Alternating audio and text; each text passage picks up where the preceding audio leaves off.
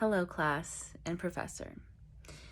I kind of just wanted to expand on what the professor had to say about leaders like any other profession there is. You have to continue working on it to be better. And I actually did some research, and I kind of found some kind of key things that popped up and how to continue learning to be better as a leader. One of them is investing in coaching, having a mentor or as a coach, maybe someone who is higher than you in a position. So maybe, a manager, more of an executive role. Another one was networking. Networking was a big one, so that way you can expand your networks, your professional relationships, so that way you can have more ties. You learn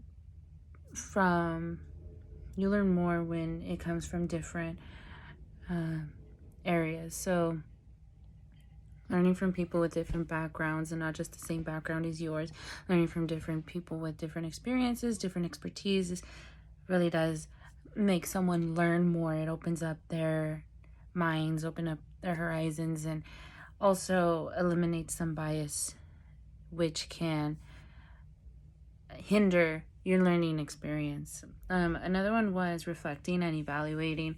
So asking for that criticism and feedback from those around you makes you more self-aware, especially when it comes to reflecting and evaluating. Whenever you're self-aware, you'll be able to reflect on what you have done. You can challenge yourself to be better for the next time.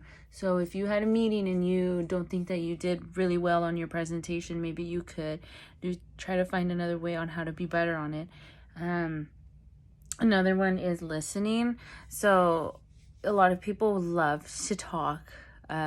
It's even funny because in the TED Talk, they were talking about how a psychopath has this sort of grandiose image of their self. And so kind of taking a step back and listening to those around you instead of just listening to yourself talk can really help you learn more things. It can also help you learn more about your team and how they function as a team. Just because you're a leader, you're that supervisor, it doesn't mean that you can't take the time to step back and listen and learn about them. Something else was to learn and understand your flaws. I know that we do take a lot from learning and assessing our strengths, but I really do think that also understanding your flaws really does help someone learn more about themselves and be self-aware. And yeah, just continuing to learn, be open-minded, having that optimism. It really is disheartening when people see optimism and they see it as being naive. That's not always the case. Sometimes that's just people who really who don't have that mindset.